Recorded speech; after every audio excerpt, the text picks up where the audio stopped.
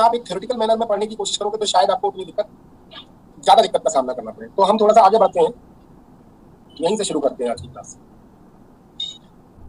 Problem ये है, prove that delta x square plus delta Y square plus delta Z square minus C square delta T square is invariant under Lorentz transformation. Under Lorentz transformation.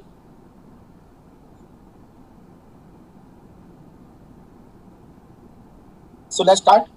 You know very well what are the Laurent transformation equation, and if you consider this quantities like delta s square,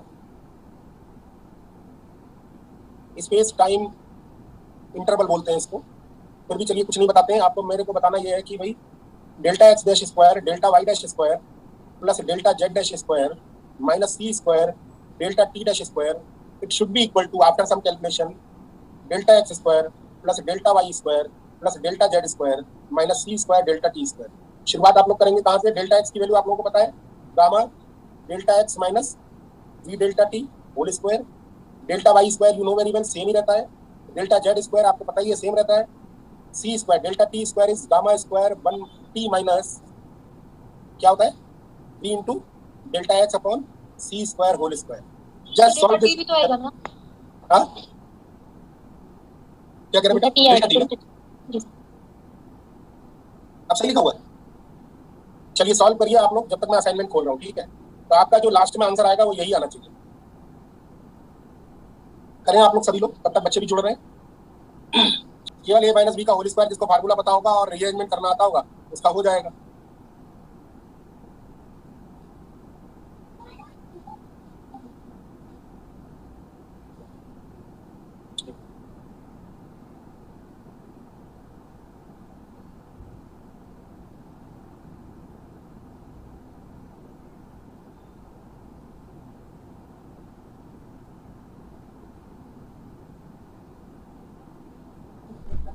hello, हाँ बेटा, किसी का answer आया?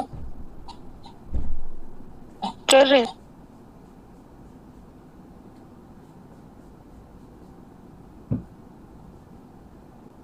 मैंने आपकी screen पे लिख दिया, आप फटाफट लिख लें बस। लॉरेंट इनवेरिएंट क्वांटिटीज कौन कौन सी हैं? मतलब ये मैंने केवल एक लिस्ट बनाई है जो अक्सर काम में आएगी आपके, लेकिन ये पूरी लिस्ट नहीं है, ऑब्वियस है आगे, लेकिन मोस्टली इन्हीं चीजों के बारे में आपसे पूछा जाता है। तो सबसे पहली बात तो delta x square minus delta Y square plus delta Z square minus सी स्क्वायर डेल्टा टी स्क्वायर, और you can say x square plus y square plus z square minus C square t square, और you can say only x square minus C square t square. It is invariant under Lorentz transformation. I have already proved it.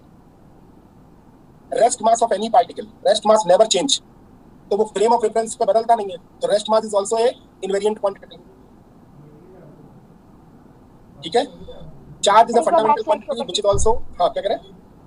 एक बार back slide से ऊपर ठीक है बेटा, आवाज मुझे नहीं आ रही है आपकी। एक मिनट मैं अपनी आवाज बढ़ाता हूँ। आप बोलो बेटा, एक बार कोशिश करो। स्लाइड नंबर 2 शो कर दीजिए। इसमें बेटा ये करने को बोला था, ये हो गया था? Okay sir. हाँ, तो ये क्वांटिटीज आप अपनी कॉपी में लिस्ट बनाएं और नीचे जगह भी छोड़ दें। मतलब लिस्ट के नीचे ठीक हेडिंग नहीं डालना नया, आप इसके नीचे जगह भी छोड़ देना कि अगर कोई और आती है तो वो भी आप लिखते रहना, लिस्ट आउट करते रहना।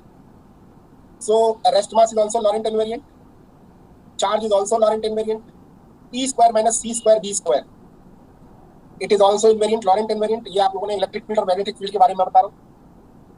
E dot D electric field और मैग्नेटिक फील्ड है, E डॉट D, तो E dot D is also Laurent invariant.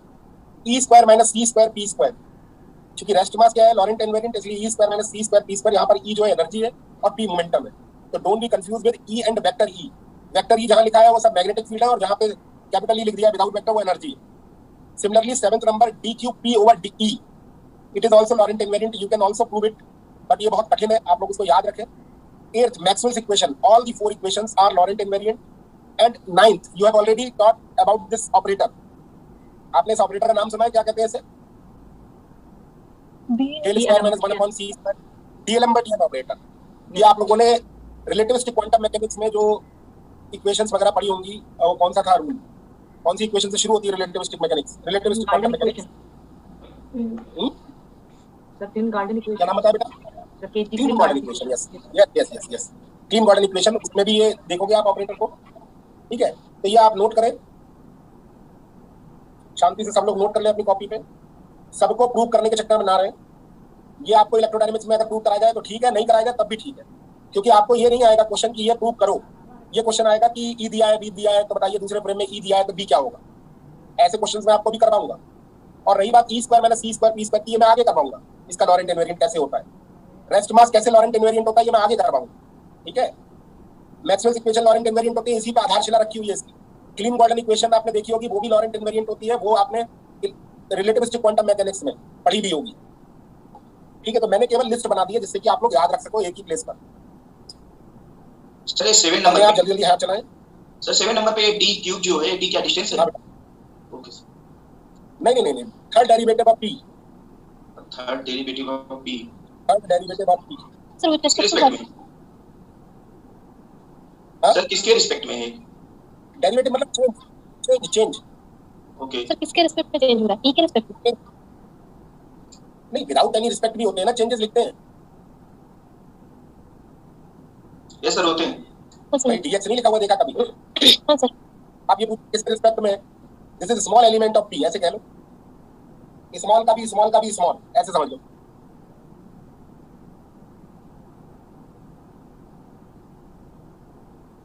Clear? तो जगह छोड़ दे, मैंने भी यहाँ जगह छोड़ दी है इसीलिए आपको दिखाने के लिए कि ये जगह स्पेस आप अपनी कॉपी में भी छोड़ दें।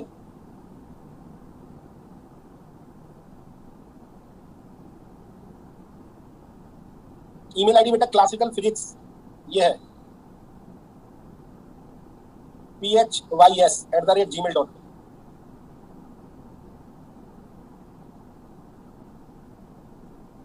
ठीक है, मैं आपको बाकी बता दूंगा। दूसरा एक बहुत इंपॉर्टेंट नोट मैंने लिखा है कि any combination of Laurent invariant is also a Laurent invariant but converse is not always true. मतलब आप किसी भी तरीके का अगर दो लॉरेंट इनवेरिएंट क्वांटिटीज है तो उनका कोई भी कॉम्बिनेशन आप ले लें वो लॉरेंट इनवेरिएंट होगा। मतलब for example if L1 and L2 are Lorentz invariant then L1 inverse, L1 का इनवर्स ले लें, L2 का इनवर्स ले लें, L1 L2 की मल्टीप्लिकेशन ले लें, L1 L2 का प्रोडक्ट ले लें, मतलब L1 L2 का समेशन ले लें, L1 plus minus L2, L1 by L2, L cube, L1 cube, L1 cube L2, कुछ भी आर लॉरेंट इनवेरिएंट। ये मैं आपको अभी एक्सप्लेन भी करता हूँ क्यों बोला ऐसा मैंने।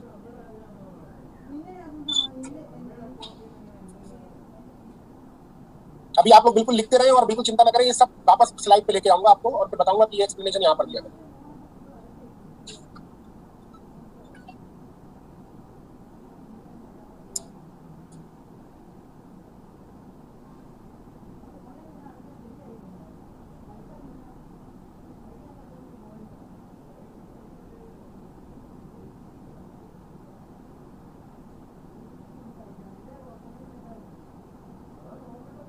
सर ये L1 क्यूब L2 मल्टीप्लाई है? हाँ बेटा क्या बोल रहे हैं? सर ये लास्ट की नीचे की line L1 cube L2 sir ये मल्टीप्लाई है? हाँ मल्टीप्लाई मतलब मैं ये फॉर एग्जांपल लिख दिया, आप कुछ भी पावर लिख दो इसकी, m लिख दो, n लिख दो, ओके सर। ये मतलब था, ये तो मैं लिख दिया हूँ कि ऐसा। आप इस पे आगे एक और लिख लो L1 की पावर n, L2 की पावर m, ऐसे कुछ भी कॉम्बिनेशन हो। मैंने लिखा ना एनी कॉम्बिनेशन। अभी मैं आपको बताता हूँ क्या कहना चाह रहा हूँ। चलिए अब जरा थोड़ा समझते हैं क्या कहना चाह रहा हूँ। देखिए अगर आप बताइए how can you prove this, है ना, तो प्रूफ देखिए आप इसका। If L1 and L2 are Lorentz invariant then what does it mean? L1 dash is equal to L1 and L2 dash is equal to L2। Is it correct? इसका मतलब ये होगा दोनों फ्रेम ऑफ रेफरेंस में S में S prime में दोनों की क्वांटिटी क्या है, बराबर आएगी। सही बोल रहा हूं? अब मुझे बताओ, लेट अस टेक कोई भी कॉम्बिनेशन ले लो, L1 की पावर m, L1 की पावर n, L2 की पावर m, डैश लगा ले रहे हैं, बराबर। क्या L1 डैश की जगह पे मैं L1 लिख दूं और L2 डैश की जगह पे L2 लिख दूं? प्रूफ हो गया। आप समेशन ले लो L1 L2 का, डैश लगा लो, L1 L2 के बराबर है, L1 डैश के बराबर है, L2 L2 डैश के बराबर है, प्रूफ हो गया। समेशन की जगह माइनस ले लो, प्रोडक्ट ले लो, कोई फर्क पड़ेगा इस पे? L1 dash inverse is equal to L1 inverse नहीं,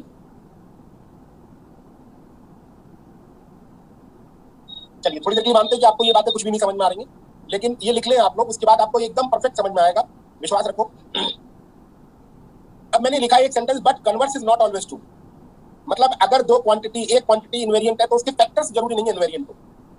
जैसे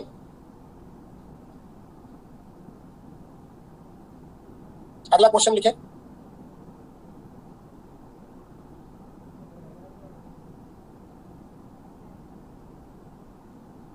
सर बैक स्लाइड शो कर दीजिए। एक मिनट मैं क्वेश्चन लिख देता हूँ। प्रूव दैट, मैं वापस जाऊंगा, x plus c t and x minus c t is not invariant under LT,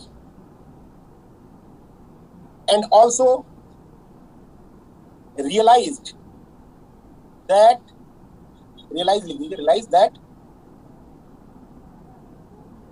x square minus c square t square, मतलब x plus ct into x minus ct, that is x square minus c square t square is Lorentz invariant। बड़ा अच्छा और मासूम सा question है। अभी देखते हैं क्या करना है। हाँ, पहले बैक स्लाइड देखो आप बेटा।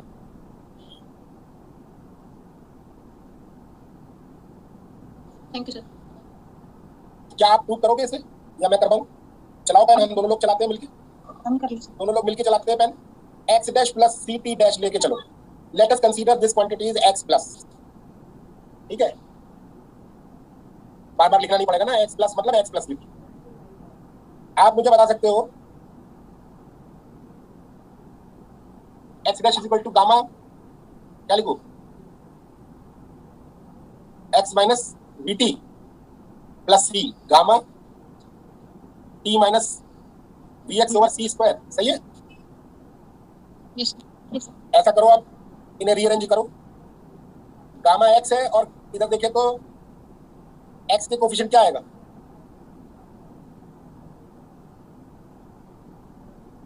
गामा इधर आ रहा है और 1 माइनस बी बाई सी, देखो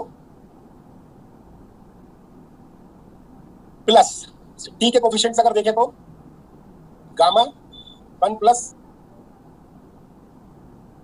माइनस सी भी बाहर ले ले रहे हैं। हाँ वो ले ओ माइनस 1 माइनस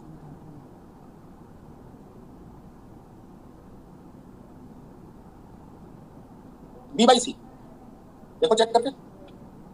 अरे सिंपल तो लिखा हुआ है, सामने दो लाइनें तो ही हैं और टी भी आएगा। बाहर ले ले कुछ, गामा 1 माइनस बी बाई सी बाहर आ रहा है, बच क्या रहा अंदर? x प्लस सी टी, और गामा की वैल्यू क्या होती है?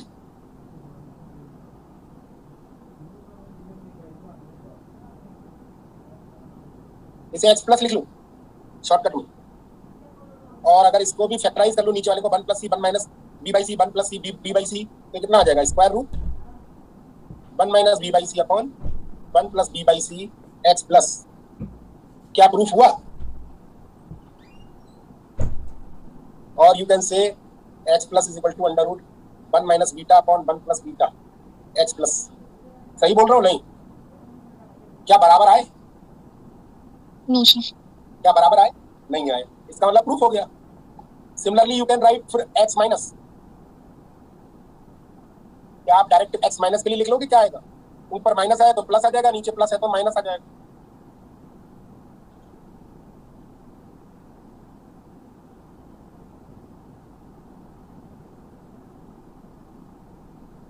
यहीं पे कर दूं या फिर अलग से करूं? यहाँ पे भी कर सकता हूं मैं, 2 मिनट लगेगा वैसे। यहाँ माइनस लगा दे रहा हूँ, यहाँ माइनस लगा दे रहा हूँ, यहाँ माइनस लगा दे रहा हूँ, यहाँ प्लस लगा दे रहा हूँ, यहाँ प्लस लगा दे रहा हूँ, आप चेक कर लेना। यहाँ प्लस लगा दे रहा हूँ, यहाँ माइनस लगा दे रहा हूँ, यहाँ प्लस लगा दे रहा हूँ, यहाँ प्लस लगा दे रहा हूँ, और यहाँ माइनस लगा दे रहा हूँ, और यहाँ माइनस लगा दे रहा हूँ, यहाँ माइनस लगा दे रहा हूँ। ये देखो, बस ये है कि दोबारा नहीं लिखना पड़ा, और कोई बात नहीं। आप लोग चाहो तो दूसरे पेज पे जो मैंने रेड कलर से बनाया है वही लिख लो, सारी चीजें वही लिख लो, बस साइन बदल दो जो मैंने रेड कलर से साइन चेंज किए। It means it is prove that x plus ct and x minus ct is not invariant under LT, but also realize that इनका प्रोडक्ट क्या है?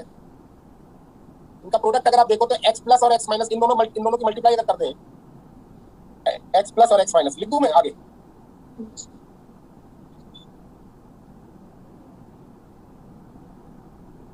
दोबारा से बता दे रहा हूँ।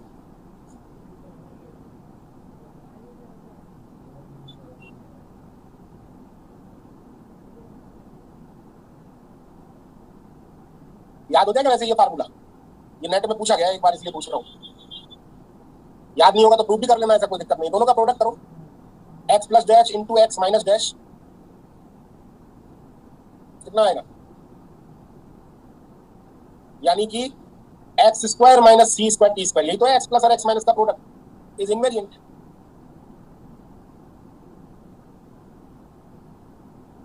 अब आप मेरी बात को ध्यान से सुनो। तो मैं यहाँ पे जो मैंने ये सेंटेंस लिखा था कि but converse is not always true, तो ये बात प्रूफ नहीं हो गई कहीं ना कहीं? एक्स प्लस और एक्स माइनस लॉरेंट इनवेरिएंट नहीं है, फिर भी इनका प्रोडक्ट लॉरेंट इनवेरिएंट है। तो इसीलिए ये मैंने लिखी सेंटेंस में कि but converse is not always true. क्या बात समझ में आ गई? एक्स प्लस और एक्स माइनस लॉरेंट इनवेरिएंट नहीं है, फिर भी उनका प्रोडक्ट क्या है? Laurent invariant. तो ऐसा जरूरी नहीं है कि अगर दो लॉरेंट इनवेरिएंट नहीं है तो उनका प्रोडक्ट लॉरेंट इनवेरिएंट नहीं हो सकता, लेकिन ये जरूरी है कि अगर दो लॉरेंट इनवेरिएंट है तो उनका कोई भी कॉम्बिनेशन लॉरेंट इनवेरिएंट होगा।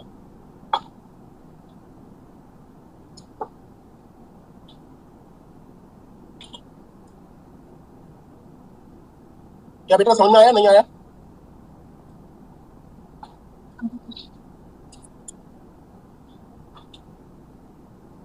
आप सोच रहे हो कि सर पता नहीं क्या बकवास कर रहे हैं। पढ़ो क्वेश्चन, पढ़ो क्वेश्चन।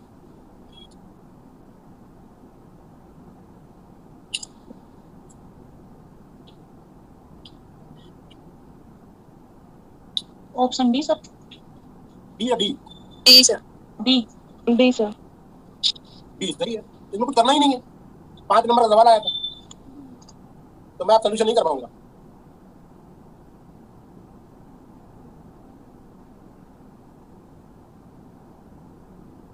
देखो एक बात तो है, ये तो कोई भी नहीं लगाएगा ना, क्योंकि इनका प्रोडक्ट अगर आप करोगे तो वो एक्स स्क्वायर माइनस सी स्क्वायर टी स्क्वायर आएगा, जो कि वो आ ही नहीं रहा इसमें। और ये देखो सब कुछ डिफाइन भी किया है, पूरा पूरा किया है ना।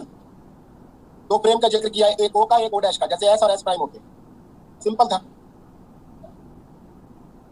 और आपको दिखाऊं, इन सवालों का जिक्र कर रहा हूं मैं, बाकी सभी लोग कोशिश करें।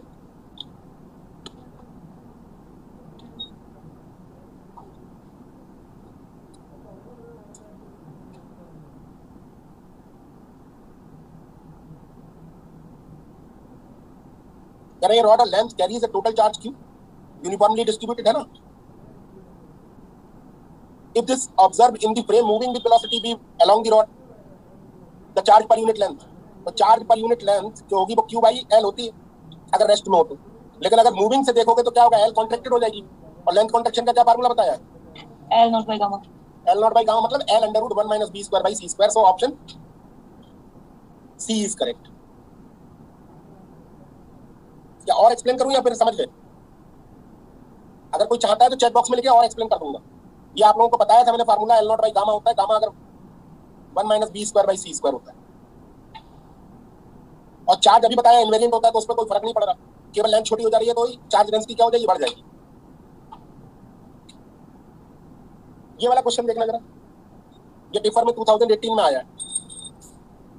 From an observational post e on earth, 2 ballistic missiles each of rest length L from nose tip to tail end are observed to fly past each other with the same uniform relative stick speed c by 2 in opposite direction as shown in the figure। 2 ballistic missile है जिनकी proper length L है और वो एक दूसरे की तरफ v velocity से c by 2 से आ रही है। What is the time taken to tail end of the one missile to cross the tail end of the other missile as measured from post E? और E पोस्ट कहाँ पे है? Ground पर है। तो ये सवाल इस तरीके करवाया नहीं था कल। इसका आंसर क्या होगा? कितना टाइम लगेगा? ये ओवरटेकिंग ही तो हुआ कुल मिला के। लेंथ क्या लगेगी? एल बाई गामा, दूसरे की एल बाई गामा, दोनों की स्पीड बी प्लस बी। मैंने कहा था ऑब्जर्वेशन अगर बाहर से हो रहा है तो कोई फर्क नहीं पड़ेगा, ये डायरेक्ट लगा देना। तो ये आपका आंसर कितना आ जाएगा? एल बाई गामा की वैल्यू लगा दे।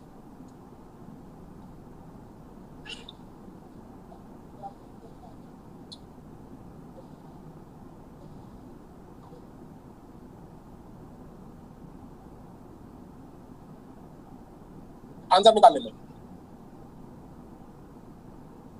इसको नहीं समझ में आया तो कल का लेक्चर में स्लाइड्स तो दिखाई थी, वो देखे। ठीक है,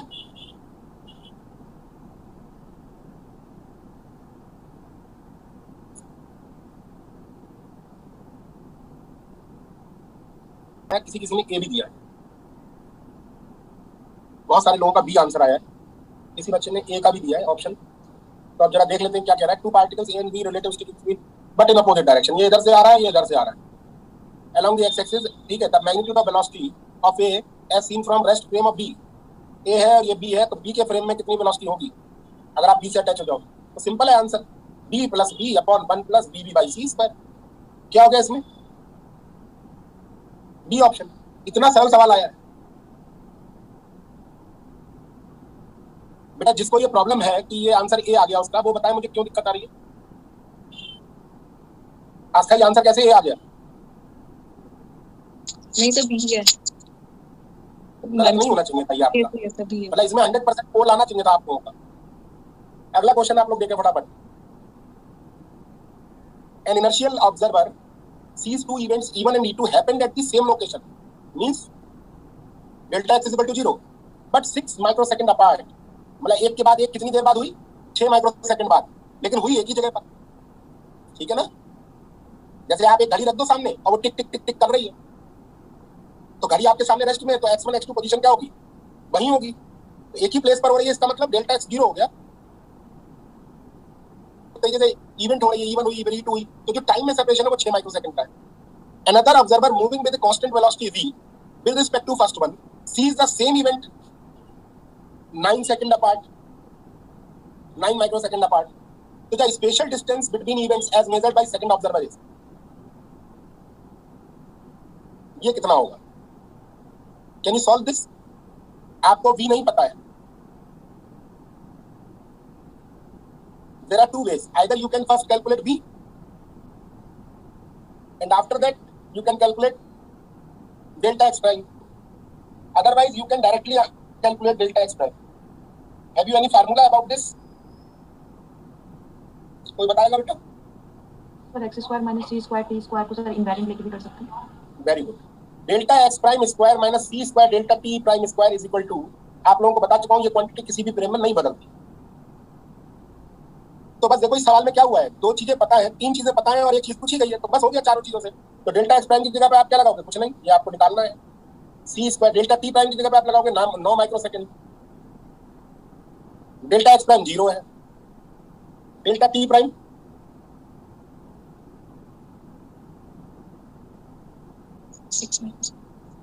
करो सॉल्व जल्दी जल्दी।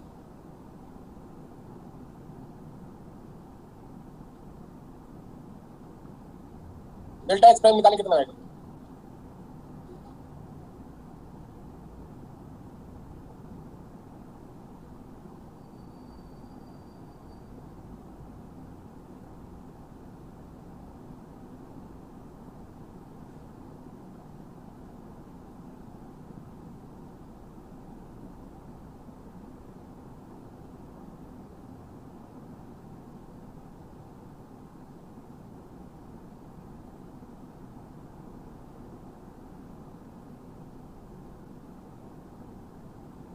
To 2012 c option. C option.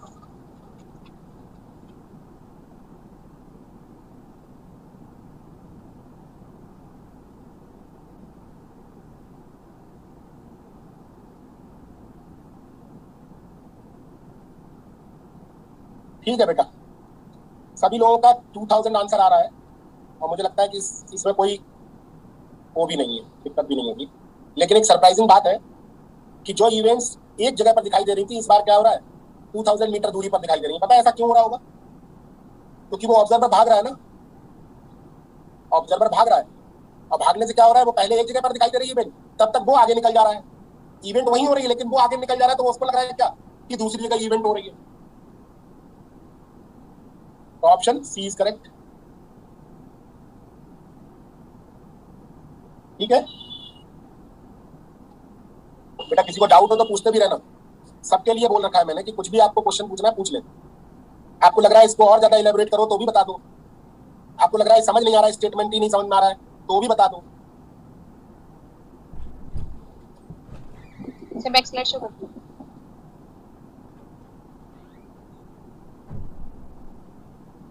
Thank you sir. अच्छा मुझे ये बताओगे डेल्टा टी प्रॉपर टाइम है कि नहीं? Change in time. सोच के बताना। Delta t is equal to 6 microsecond in this question, is it a proper time?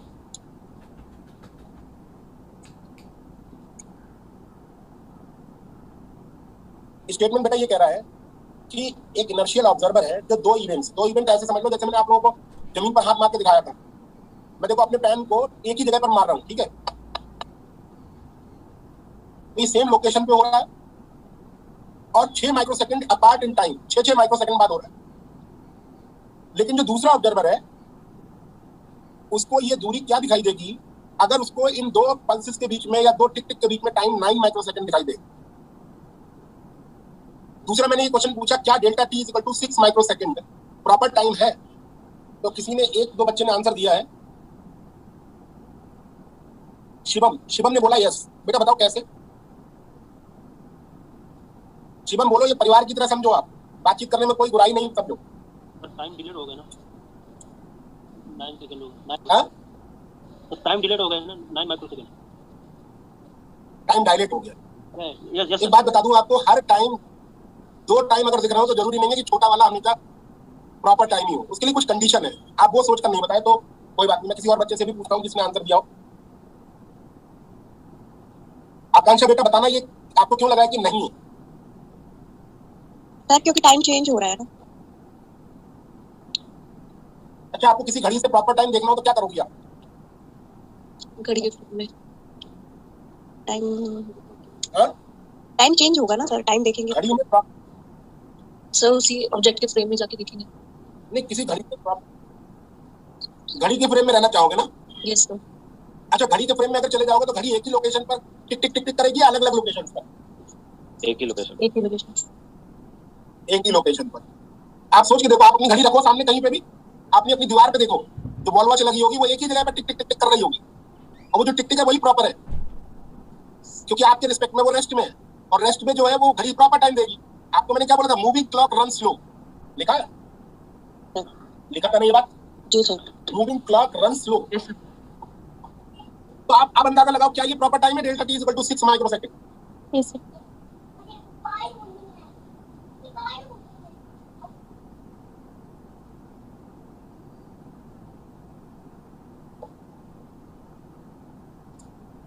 Hello, हाँ बेटा आप आंसर दोगे क्या ये प्रॉपर टाइम है? Sir, 6 माइक्रोसेकंड प्रॉपर टाइम होगा क्योंकि सर रेस्ट फ्रेम अब में है, उसको अब ऑब्जर्व है। देखो देखो देखो, हाँ मेरी बात सुनो, अगर लोकेशन वही है, सेम लोकेशन है, this delta t is proper time. मैं आपको एक्स्ट्रा इसलिए पूछ रहा हूं क्योंकि हम इस बात को भी समझ के रखें। और अगर ऐसा नहीं है, अगर सेम लोकेशन नहीं है तो वो प्रॉपर टाइम नहीं होगा, और जरूरी नहीं है दो समय दिए हो तो वो उनमें से कोई एक प्रॉपर जरूर होगा। इट मे बी पॉसिबल आपको जो दो टाइम दिए हो वो दोनों ही डायलेटेड हो, एक कम डायलेटेड हो, ज्यादा डायलेटेड।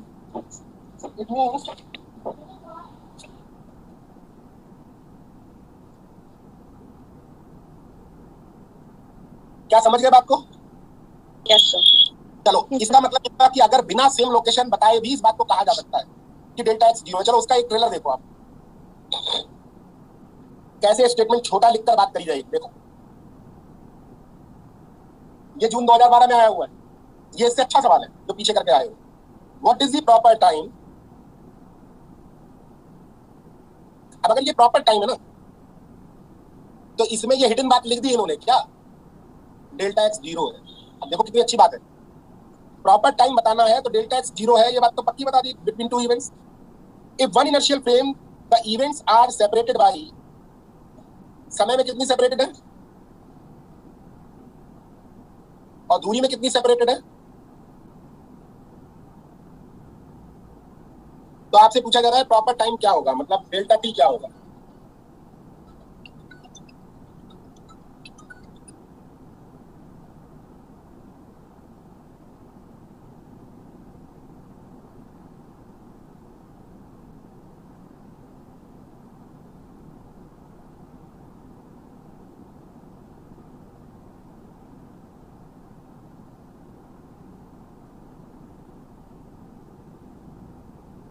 ठीक है बेटा, ये बात Yes, sir.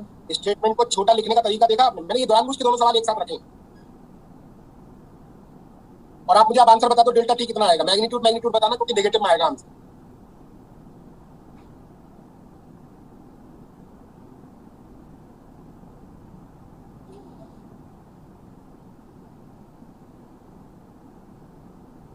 मैं आपको दोबारा ज्वाइन कर रहा हूँ, आप जब तक टाइम निकालो, ठीक है, डेल्टा टी निकालो।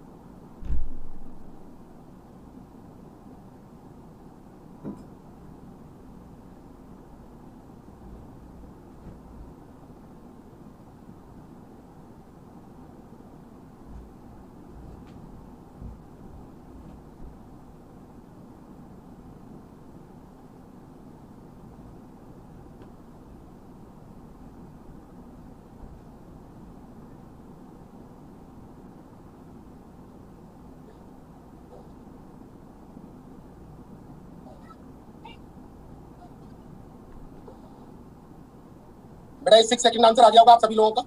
Yes, sir. Yes, sir. ठीक है, समझ में आ रहा है बात? सर इससे पहले वाली स्लाइड दिखा दीजिए। क्या दिखाता हूँ?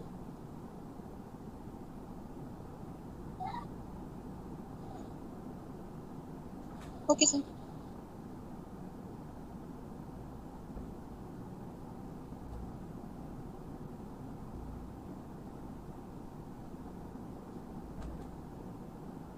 एक और इसी तरीके का क्वेश्चन है।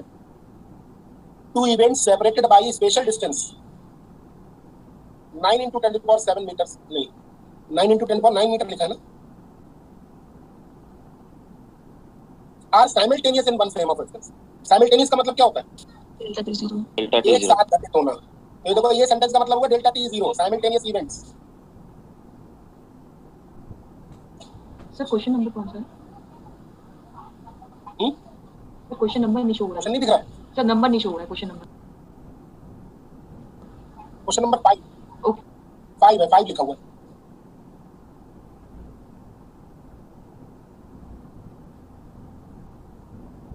The time interval between these two events, ये बताना है, and in a frame which is moving with a constant speed of 0.8 c। तो आपको क्या लगता है, टाइम इंटरवल वाला फार्मूला लगाएं या फिर सीधे सीधे लॉरेंट ट्रांसफॉर्मेशन लगा दे तो ही मिल जाएगा? Lorentz transformation. लॉरेंट ट्रांसफॉर्मेशन से याद आएगा तो क्या जरूरत है कुछ और करने की? गामा कितना आएगा इसका? 0.8 c का याद कर लिया था?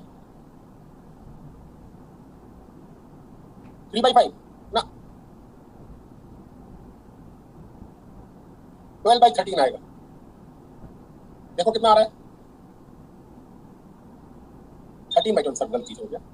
13/12 डेल्टा टी की जगह लगा दो 0, माइनस वी की जगह लगा दो 0.8 c इंटू डेल्टा एक्स की जगह लगा दो 9 × 10⁹ और c स्क्वायर का c एक रहने दो और c की वैल्यू लगा दो 3 × 10⁸। कैलकुलेट कर लो, मैग्नीट्यूड बता दो डेल्टा टी का कितना आएगा। 5/3 आएगा। हाँ भाई, क्या हुआ? अरे निकाल लो ना।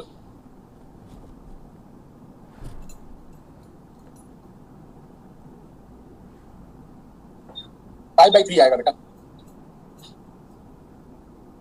क्या आंसर आ रहा है चेक करो।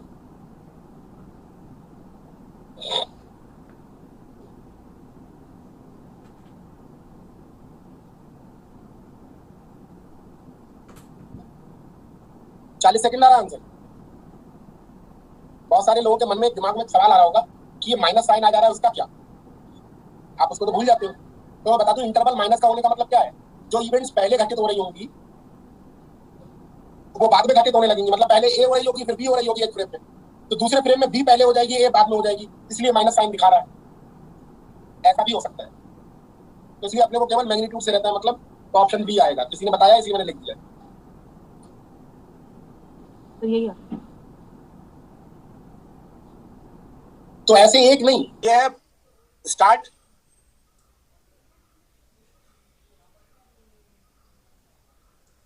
और ये है हमारा एंड, और ये है एंड। दोनों इक्विडिस्टेंट है, ये भी लिखा हुआ है। तो अगर ये L नॉट दूरी पर है,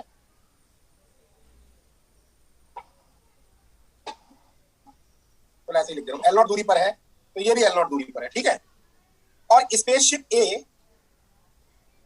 और B, किसी एक की बात करता हूं मैं, A इधर वाला है। A किस वेलोसिटी से, मान लीजिए सेम रिलेटिविस्टिक वेलोसिटी u से दोनों ट्रेवल कर रहे हैं। A के रिस्पेक्ट में अगर मैं बात करूं, ये तो है किसके रिस्पेक्ट में, स्टार्ट के रिस्पेक्ट में। अगर स्टार्ट पे कोई बैठा हुआ है, अगर मैं विद रिस्पेक्ट टू ए कहूं, तो ए को स्टार्ट की, एंड की और ये सबकी स्पीड क्या नजर आएगी। मतलब अगर आप ए पर बैठ जाओ, ठीक है, तो आपको स्टार्ट वाला पॉइंट, माइनस यू, एंड वाला पॉइंट और ये एंड वाला पॉइंट किधर जाता हुआ नजर आएगा। पूरा का पूरा सीन यू वेलोसिटी से पीछे की तरफ जाता हुआ नजर आएगा, राइट। Yes sir. इसका मतलब क्या हुआ कि ये जब जा रहा होगा, ऑब्वियसली ये खुद को क्या समझेगा, रेस्ट में, ये रेस्ट में है। तो आप मुझे बताओ कि ये स्पेसशिप बी, ये तो ये है, बी की स्पीड इसे क्या नजर आएगी, ए को बी की स्पीड क्या नजर आएगी, u plus b by 1 ए को बी की स्पीड क्या नजर आएगी, 2 u plus u upon 1 plus u by u 1 plus u square by 6 अपॉन सी स्क्वायर, है ना। यस और इसको अपनी स्पीड 0 लग रही है, लेकिन सामने वाला कितने से आ रहा है, एंड वाला पॉइंट, इसकी तरफ को कितनी वेलोसिटी से आ रहा है, ए यू वेलोसिटी। कितनी देर में ए क्रॉस कर देगा एंड पॉइंट को, एज व्यूड बाय ए। मैं चला रहा हूं पूरी कहानी किसके लिए, ए के लिए, एज व्यूड बाय ए। हाँ, ए को क्रॉस करने में कितना टाइम लगेगा एंड पॉइंट को, डी बाई यू। हाँ सोच के बोलना बेटा।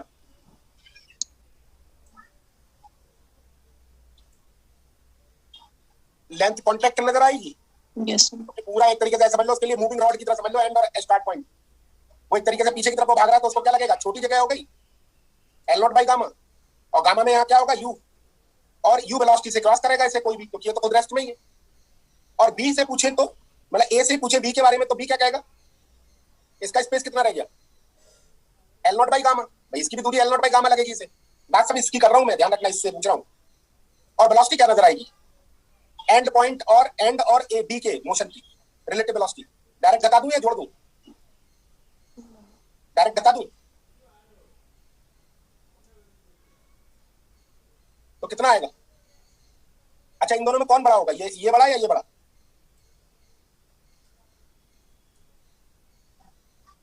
To u by 1 plus square by u square by square बड़ा होगा, तभी तो उधर की तरफ को जा रहा होगा क्रॉस करने। 2u by 1 plus u square by c square minus u, यही तो होगा। Time to cross end point by D as measured by A. आप मुझे डिनोमिनेटर, न्यूमरेटर तो सबके सेम ही है दोनों के, डिनोमिनेटर किसका छोटा है ये बता दो, डिनोमिनेटर किसका छोटा है, a का सर।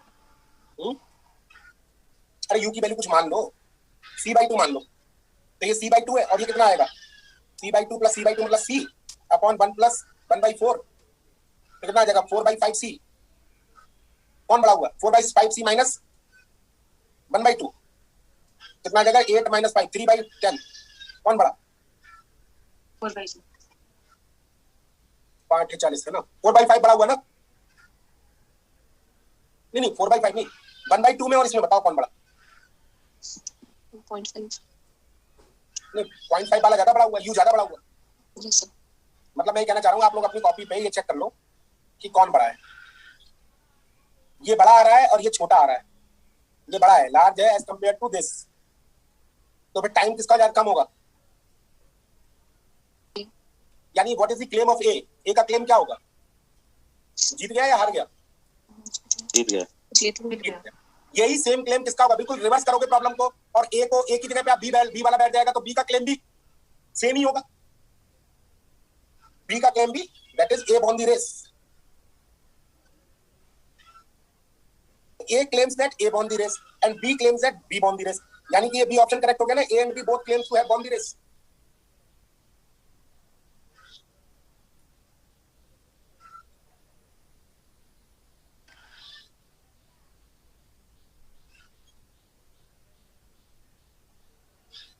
सर हाँ बेटा, सर ये टी बी आपने कैसे लिखे, फिर से बता दीजिए तो।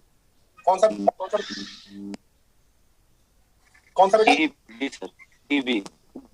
अच्छा, टीबी कैसे लिखा? अरे टीबी ऐसे लिखा कि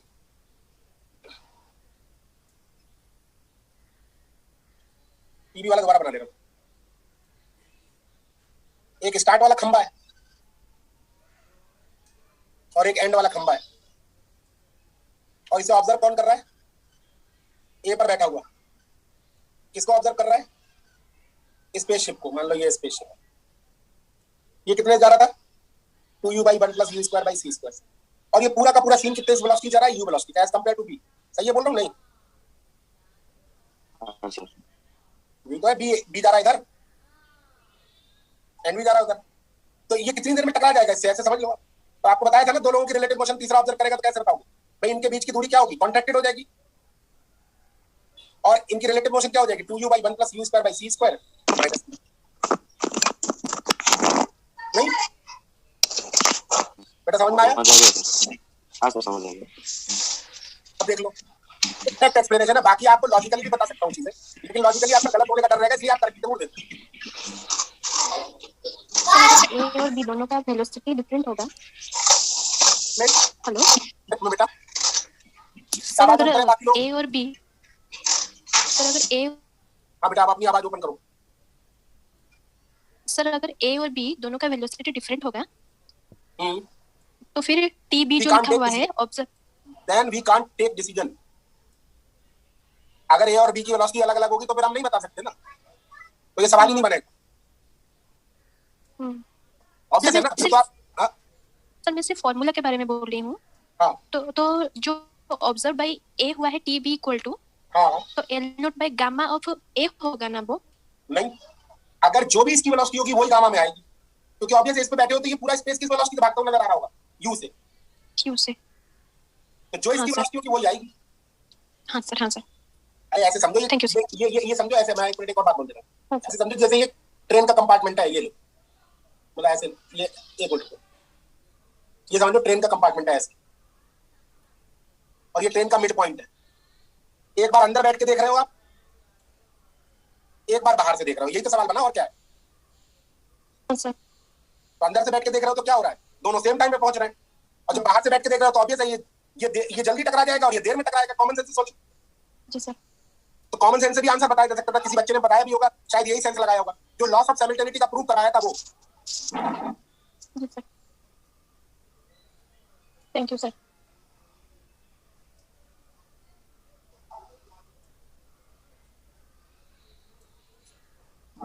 ठीक है बेटा, समझ में आया? कुछ नहीं खेल। हाँ सर, आया सर। अब आपको लग रहा होगा ये पुराना ही सवाल है जो लॉस ऑफ सिमिलैरिटी में प्रूव करवाया ना, वही तो सवाल है। उसमें दो फोटोन भाग रहे थे। हाँ सर। इसका आंसर बी है बेटा। हाँ, जी सर। उसमें दो फोटोन भाग रहे थे, यहाँ पे दो क्या भाग रहे हैं? स्पेसशिप भाग रहे हैं। वहां पर ये सारा खेल जो चल रहा था ट्रेन के डिब्बे में चल रहा था। यहाँ पर दो अलग अलग जगह दिखा दी गई है। बिल्कुल सेम तो है सिचुएशन इस सवाल में और लॉस ऑफ सिमिलैरिटी वाला क्वेश्चन में, कोई डिफरेंस नहीं। ठीक है बेटा? जी सर। क्वेश्चन बहुत सारे लोगों ने तय कर लिया होगा कि अगर ऐसा सवाल आया तो सही तो होगा नहीं, तो वो तय अगर कर लिया है तब तो कोई बात ही नहीं, लेकिन अगर आप पढ़ लिए तो हो सकता है सही हो जाए। A spaceship has blast off from the earth, एक स्पेसशिप को अर्थ से भेजा गया। After some time, Earth station informed the crew that they have settled into a constant velocity 0.28 c radially outward from the earth। मतलब अर्थ से crew member को बोला कि भाई आपकी वेलोसिटी इतनी हो चुकी है, यानी ये वेलोसिटी किसके रिस्पेक्ट में है? विद रिस्पेक्ट टू अर्थ की, है ना? बट अनफॉर्चुनेटली, ये तो अच्छी खबर थी, ये बुरी खबर है कि unfortunately they are on a head on collision course with asteroid A। वो कह रहे सामने से लेकर एक पत्थर नुमा एक आकाशीय पिंड आ रहा है जो कि आपसे 15 लाइट मिनट की दूरी पर है, मतलब उसकी स्पीड अगर वो सी की स्पीड से आए तो 15 मिनट में टकरा जाएगा आपसे ना। तो वो कितनी दूरी पर है? 15 light minute distance coming in towards the earth along the same radius. ये इधर ही को चला आ रहा है, ठीक है। इंस्ट्रूमेंट, अब क्या हुआ, हड़बड़ाहट मच गई, ये बता दिया किसी ने कि भाई सामने पत्थर आ रहा है, तो बिल्कुल भैया हाल हुआ जैसे टाइटैनिक फिल्म में हाल हुआ था, जो पता चला कि सामने जो है आइसबर्ग है। तो इंस्ट्रूमेंट ऑन दी बोर्ड, अब इसने अपना बोर्ड पर इंस्ट्रूमेंट लगा हुआ था, उस पर देखा, क्या देखा, spaceship immediately estimate the speed of asteroid. तुरंत उसने कहा कि भाई इसकी स्पीड मेजर करो कितनी है। अब इसकी स्पीड मेजर करी तो पता चला कि 0.24 सी से आ रहा है, और कितनी दूरी पर है? 15 लाइट मिनट। तो आप ये बताना है, it follows that the maximum time available to the crew to evacuate the ship before the collision. मतलब ये बताना है आपको कि अब कितनी देर में टकरा जाएगा, कितना टाइम उसके पास बचा हुआ है कि वो खाली कर दे स्पेसशिप को। आप बताओ मुझे कि 0.24 जो सी है वो किसके रिस्पेक्ट में है? स्पेसशिप के रिस्पेक्ट में। स्पेसशिप के रिस्पेक्ट में, और ये अर्थ के रिस्पेक्ट में है ना। और ये जो दूरी लाइट मिनट जो बताई थी 15 लाइट मिनट, वो किसने बताई थी? अर्थ के रिस्पेक्ट, अर्थ से इन्फॉर्म हुआ था। तो कहानी ये नहीं हो गई कि स्पेसशिप है, उसकी स्पीड कितनी है? स्पेसशिप में जो बंदा बैठा हुआ है वो कह रहा है कि भाई अपने तो रेस्ट में है, लेकिन सामने से एक पिंड चला आ रहा है इसकी तरफ को 0.24 सी से। लेकिन अब चूंकि ये डिस्टेंस क्या होगी भाई, ये भी तो गड़बड़ है कि डिस्टेंस जो 15 लाइट मिनट बताई थी वो तो अर्थ से पता चली थी, इसकी तुलना में ये क्या होगी डिस्टेंस?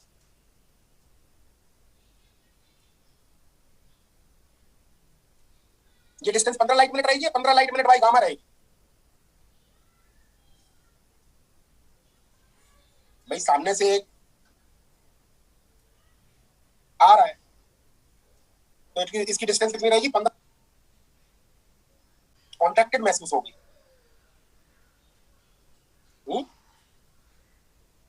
तो कितना टाइम है आपके पास फिर? 15 लाइट मिनट। लाइट मिनट को आप लोग चाहो तो सी से मल्टीप्लाई करके मिनट में बदल सकते हो, पता है ना। और गामा कितना होगा? 1/√1 माइनस बी स्क्वायर, मतलब 0.24 का स्क्वायर, ये हो गया L0 बाई गामा अपॉन कितनी स्पीड से आ रहा है एस्ट्रॉइड आगे से। अब ये आंसर डायरेक्ट मिनट में आएगा, ये मतलब है अगर ऊपर सी लगा लिया तो ये आंसर डायरेक्ट मिनट में आएगा। अदरवाइज आप पहले लाइट मिनट को किसमें बदलो? मीटर में बदलो, उसके बाद मीटर पर सेकंड में बदलने के बाद फिर आंसर मीटर में आएगा, वो सेकंड में आएगा। तो सी से सी कैंसिल हो जाएगा, आपकी कैलकुलेशन थोड़ी आसान हो जाएगी और कोई बात नहीं है, टाइम कम खर्च होगा। तो आप जरा कैलकुलेशन करके बताना कितनी आ रही है। 15/0.24 इंटू 1 माइनस 0.24 का स्क्वायर,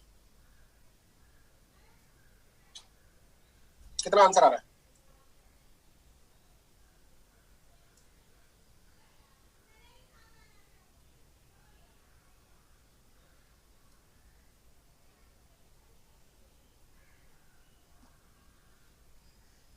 एग्जैक्ट आंसर बताओ, कैलकुलेटर क्या बोल रहा है? टिफर में कैलकुलेटर अलाउड होता है।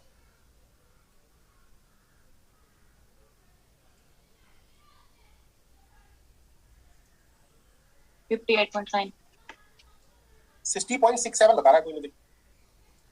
और 9 आ रहा है। नहीं बेटा, दो लोगों ने बताया, सही बताया हो।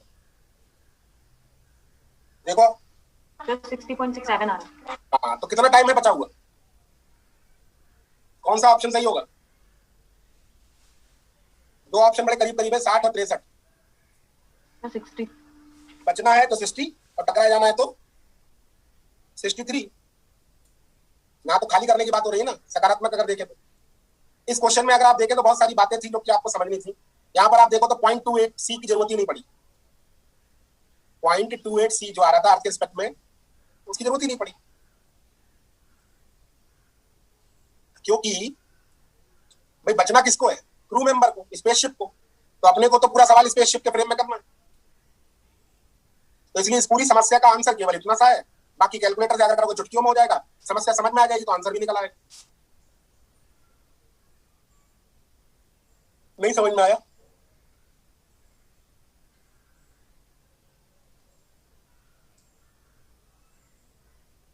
बोलो बेटा, तर्क कर सकते हो आप लोग। सर यहाँ पे जो लाइट मिनट है, हाँ, इसको कुछ कन्वर्ट वगैरह नहीं करेंगे किसी यूनिट में? मतलब जो ना बेटा, मिनट में कन्वर्ट कर लिया अगर सी से मल्टीप्लाई कर दो। अच्छा अच्छा सीधे आंसर तभी तो मिनट में आ गया।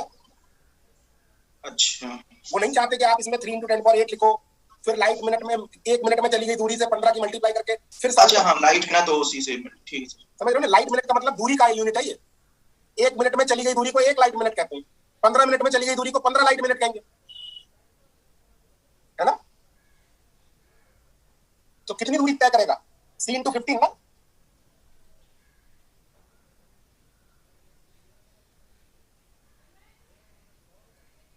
ठीक है बेटा। सर 1 मिनट, वही वाला स्लाइड पढ़ो।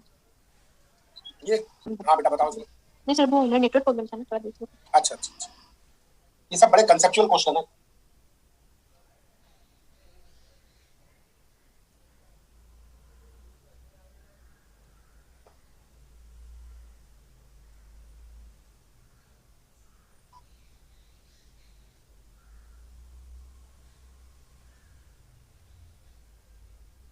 चलिए हमारे पास जितना भी टाइम है वो हम टाइम को वेस्ट नहीं करके रिलेटिविस्टिक डॉपलर इफेक्ट पे चलते हैं।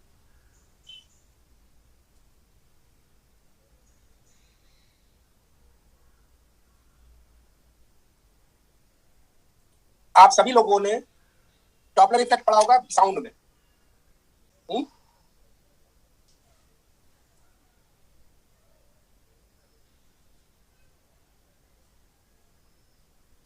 डॉपलर इफेक्ट आप लोगों ने 12th 11th क्लास में करा था कि नहीं?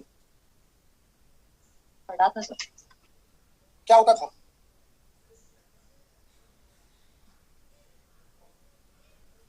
वेव की फ्रीक्वेंसी में चेंज, वेव की फ्रीक्वेंसी में मॉडिफिकेशन है ना, चेंज।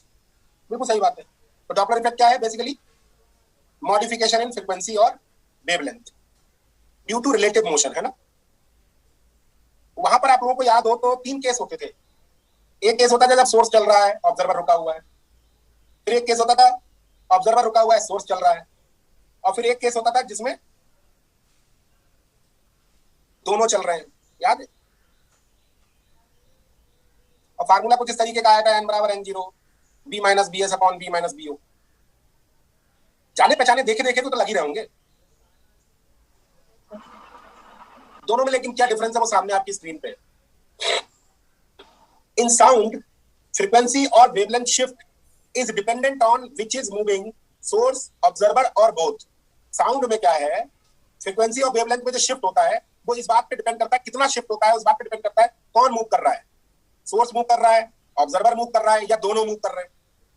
लेकिन लाइट में, जिसको हम लोग रिलेटिविस्टिक डॉपलर इफेक्ट बोलते हैं, फ्रीक्वेंसी और wavelength shift is only dependent on whether separation between source and observer increases or decreases, and this relativistic Doppler effect is different from Doppler effect in sound by time dilation। Time dilation का इसमें concept आ जाता है, बाकी इसमें और इसमें कोई फर्क नहीं है। वहां पर क्या है वो याद हो आप लोगों को, सुना होगा कि एक सायरन बजाता हुआ अगर कोई साउंड सोर्स है या सीटी है, कोई विसिल बजाता हुआ आ रहा है आपकी तरफ को, तो आपको उसकी फ्रीक्वेंसी बढ़ी हुई महसूस होती है। यही सुना था। यहां पर है कि अगर एक कोई लाइट सोर्स आपकी तरफ चला आ रहा है तो आपको उसकी फ्रीक्वेंसी, लाइट की फ्रीक्वेंसी बढ़ी हुई महसूस होगी। मतलब दोनों ही केस में बढ़ेगी और दोनों ही केस में वेवलेंथ घटेगी। अगर आपकी तरफ कोई आ रहा है, आपसे दूर जा रहा है, तो साउंड में भी फ्रीक्वेंसी कम हो जाती थी और यहाँ भी कम हो जाती है। तो मतलब दोनों में है समानता, लेकिन दोनों में डिफरेंस क्या है कि वेवलेंथ शिफ्ट या फ्रीक्वेंसी में जो शिफ्ट होगा वो इस बात पर डिपेंड करेगा रिलेटिविस्टिक डॉपलर इफेक्ट में, लाइट में, कि उनके बीच, सोर्स और ऑब्जर्वर के बीच की दूरी बढ़ रही है कि घट रही है। इस बात से मतलब नहीं वो दूरी बढ़ाने और घटाने में कौन इन्वॉल्व है। अगर सोर्स चल दे ऑब्जर्वर की तरफ और ऑब्जर्वर रुका रहे, या फिर सोर्स रुका रहे लेकिन उसी वेलोसिटी से ऑब्जर्वर चल दे इसकी तरफ, तो दोनों में कोई फर्क नहीं आएगा, सेम शिफ्ट आएगा। ये कहना चाह रहा हूं, क्योंकि दोनों ही केसेस में क्या है, वेलोसिटी सेम स्पीड से, मतलब स्पेस इनके बीच का क्या हो रहा है, डिक्रीज हो रहा है। आप लोगों ने डॉपलर इफेक्ट पहले पढ़ा नहीं होगा शायद ढंग से, लेकिन बहुत बड़ा इफेक्ट नहीं है, कुछ भी इसमें कुछ खास ऐसी बात नहीं है। मैं डॉपलर इफेक्ट के बारे में आपको बताऊं, आपने कभी तैराकी की हो या फिर आपने कभी मक्खी वगैरह को कभी किसी पानी के ऊपर चलते हुए देखा हो, तो आप देखोगे क्या, अगर कोई चीज यहीं पर पानी के ऊपर हम है मान लीजिए, और पानी के ऊपर क्या है, ये क्रस्ट और ट्रप्स बन रहे हैं, यहाँ पे किसी ने पत्थर फेंक दिया जिसकी वजह से ये डेवलप हो गई है वेव्स। देखिए पानी के ऊपर वेव्स बनती हुई इस तरीके का चक्र। Yes sir. लेकिन ये तो तब है जब आपने एक जगह पत्थर फेंक दिया, उसके बाद सेम है ना। लेकिन अगर मैं क्या करूं, ये पत्थर ना होके आप मान लो एक ही जगह छप छप छप छप कर रहे हो तो कई इस तरीके के रिंकल्स बनेंगे। बेसिकली आप कह सकते हो इसे क्या बोले, क्रस्ट ऑटोप्सी बोल सकते हैं। पानी में उतार चढ़ाव जो हो रहा होगा उसके वेव फ्रंट्स दिखाए हैं मैंने, अगर आप एक ही जगह पर हो तो। लेकिन अगर ये आप क्या करो ना, पहले आप यहां छप छप करो, फिर आप आगे बढ़कर छप छप करो, फिर आगे बढ़कर छप छप करो, ऐसे करके आगे भी बढ़ते जाओ, मतलब तैरते भी रहो। समझ रहे हो कुछ? तो किस तरीके की वेव्स जनरेट होंगी।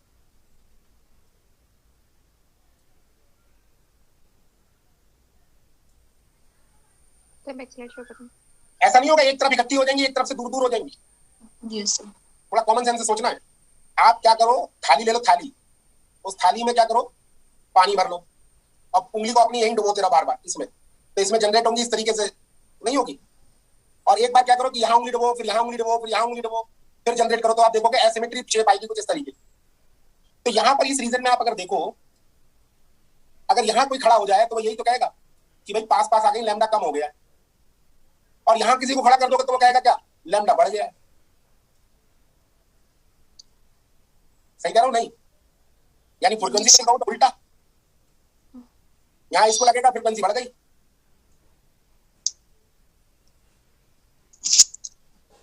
और इसको लगेगा फ्रीक्वेंसी घट गई।